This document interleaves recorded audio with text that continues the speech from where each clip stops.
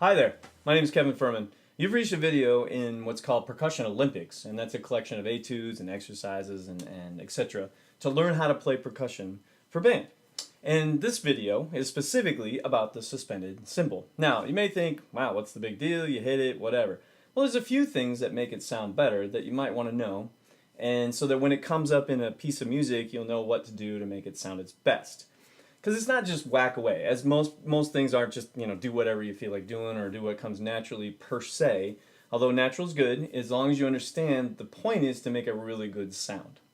So what I've got here is a suspended cymbal. It's going to be kind of a darkish sound, but it'll work for the video, I'm sure. There are different types of suspended cymbals, so whatever you have is great. Partially, you want to make sure it's got a nice full sound, and it will actually kind of have a washy sound as opposed to a thicker cymbal. Thinner cymbals work a little better for the suspended cymbal thing. In general, that's a very, very general statement. All right, so speaking of general, the most basic thing you're going to see on suspended cymbal is the roll. Okay, now rolls on suspended cymbal are just right, left, right, left, right, left. Normally, you are going to use a pair of mallets. Okay, mallets like have yarn on them or cord or something of that nature. These are meant to be cymbal mallets. You don't need a dedicated pair of cymbal mallets like that. You can use a medium soft or medium, just a medium yarn mallet. That'll work just fine. But if you have a pair that you can use just for cymbals, great. Then, that's your pair, bada boom. So, so as far as the roll, okay, you want to play so that you get a washy sound of the cymbal. Okay, something like this.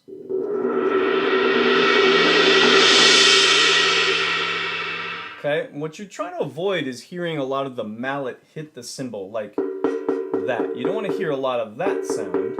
You want to hear more of that sound, right? Now the way you get that sound, that washy sound, is you play way out on the edge. Okay, so instead of playing near the middle, right, you probably can hear a lot of that kind of sound when I'm playing.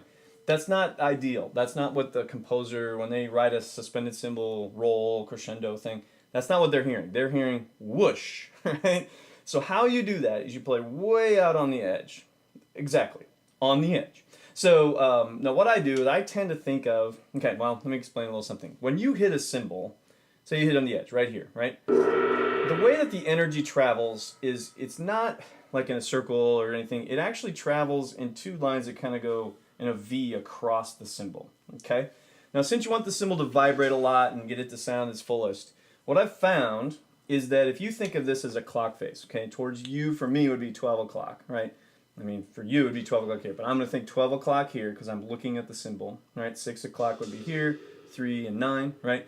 So I think 3:30, right? So if this is a clock and these are where the hands are pointing, this would be 3:30 and 8:30. That sounds to me like it gets the fullest sound, fullest, kind of wash sound. 3 and 9 are great. There's nothing really wrong with that. I would avoid playing both at like 6. Okay, both hands in one place means you're getting the same energy traveling through the cymbal in the same spots. If you move your hands out, and just 3:30 and 8:30 tends to, those lines will then kind of cross and wiggle around more and get more of the cymbal to vibrate sooner. So you get more of that wash sound sooner. Anyway, we can debate that another day if you'd like, but that's what I found to be a really effective way to do it. So I'll play way on the edge, and you do not have to move very fast. This is not a go as fast as possible thing. Really, it's really not that quick. The volume has to do with how higher your mallets go or how far you move your mallets, not so much how quickly you move. So you got to be careful about thinking louder means faster, because that's not necessarily the case here. For sure, it is not the case here. So 8:30, 3:30, starting soft, right, really low.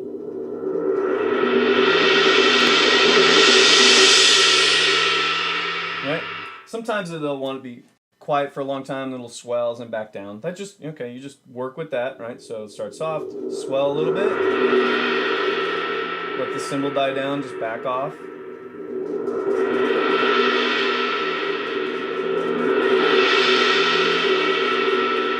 Another thing to realize about this instrument, it's super powerful. You can cover up the entire band and orchestra with this one instrument. So you got to be careful. It's super powerful. And, you know, with great power comes great responsibility, right? Anyway, so just be careful. Don't overdo it. Really use your ears, i.e. listen, and if the director's saying, whoa, that's too much, okay, that's too much. Fine, next time, don't do it that hard, right? So don't go as high. Okay, another thing that's going to happen is they're going to do that, plus they're going to want it to cut off really fast at the end instead of hanging over and ringing. So you can do it a couple ways. If you either way is good, actually. So what you do is you play your cymbal, crescendo, and then what you can do is grab the cymbal with your hands. So play, grab, right? So think of it like this. Now, if you grab both sides, it's going to cut it off faster. If you grab one, there's a little extra sound there. Probably not important in the scope of how the band sounds, but if you really need it very, very short, use both hands. Right? If you need it, if it doesn't, you know, if you want more of a tapered end, use one hand. And sometimes that's what you want because the sound of the band is also kind of tapering off. So, you know, just gauge it. Use your ears, start to listen, see which one sounds more appropriate. If you really, really got to cut it off short and it needs to be cut off like right now, you can actually lean into it with your body. Okay, use part of your body to dampen it. So you kind of lean into it and grab it at the same time. That'll cut off and get a really sharp kind of cut off kind of sound. All right, so there's, you know, your normal whatever. If they just want to hit, right? So I would just use a cymbal and a mallet, I mean, and just hit on the edge. Now, since it theoretically doesn't matter where you hit it, that means theoretically you can hit it wherever you want. Edge is going to be the sound they're looking for. So again, you want that washy sound, even though it has, it's an attack like a note, you still want that kind of sound. Okay, so that's what they're looking for. So when they want that, if they want a short one, same thing with the hands. All right, you can cut off different ways, listen, whatever sounds the best with that particular moment, great, go for it.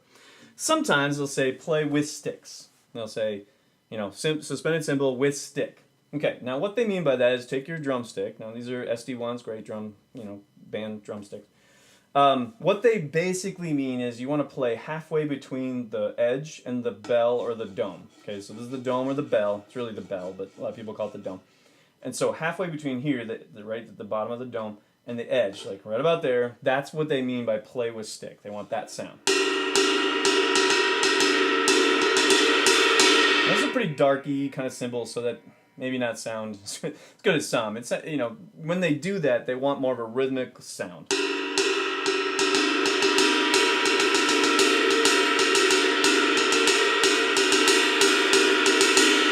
So they want to hear the rhythm of it, but it's a suspended cymbal, so it will ring. It's not like you're supposed to.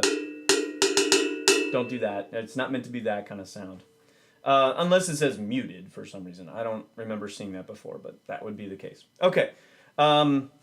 Sometimes they'll do a crash. They want to crash with stick. Okay, now when that happens, you still go out. You don't play it here now. Now you're doing a crash. This is different.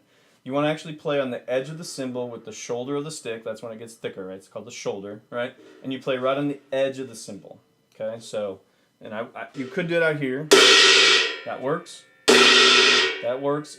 Whatever. I mean, if this makes some sense. But you don't want to hit it flat, right? Because that gets you a really weird, kind of like really bitey sound. That's not what they want. Also, you don't want to hit it with the tip because it doesn't give you enough punch, right? So that's the sound they want. Also, short. All right. Either way, you can taper it and then make it shorter with the same technique.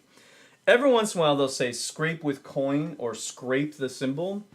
And coins are fine. You know, that's all good. If you do use a coin, use one that has a straight edge, a penny or a nickel. Don't use a dime or a quarter. It's got ridges on it. You can actually scratch it more. Another thing you can do is use a triangle beater instead of that, but be careful. If it's too small or the edge is very sharp, you can do the same thing. You can scratch it. So you don't want to do that. But what they really want is this sound. If you listen to, you know, suspense movies, horror movies, whatever, it's really, really quiet, and then all of a sudden, you know, you're quiet, something's going on, somebody's going to get hurt, and you'll hear this. That's that sound, right? So anyway, so they'll use that as an effect of just, you know, kind of mystery or whatever. Sometimes it's just meant to just have this nice little, you know, metallic sound. So every once in a while, we'll say play with triangle beater, but that's pretty rare. It's mostly with stick and with mallets. All right, so those are your basics with suspended cymbal. This is actually on, a cymbal stand that looks kind of like for a drum set. Sometimes you'll have a stand that's called a gooseneck. It's really round, goes like that, and the cymbal hangs. You take one of the crash cymbals and hang it on there. It's just, that's another way to do it. So that's an actual suspended cymbal because you suspended it on the stand. So however it's put together is fine. It doesn't have to look a particular way. But as long as it's got a good wash sound to it, if it's not too small or too thick, then you're probably in the right ballpark for what kind of cymbal to use. If you have one designated as the suspended cymbal, great. If you're not sure, start trying to find the thinner one. Thinner, about 18-inch, 20-inch, somewhere in there is usually a good size for a suspended cymbal and band. Okay, well, if you got any questions, certainly let me know. But there you go. There's some basics on suspended cymbal. And check out the other videos. We got a whole bunch of other ones about auxiliary percussion equipment and also snare drum and mallets and timpani and etc. So check all that stuff out, and we'll see you next time. Thanks a lot.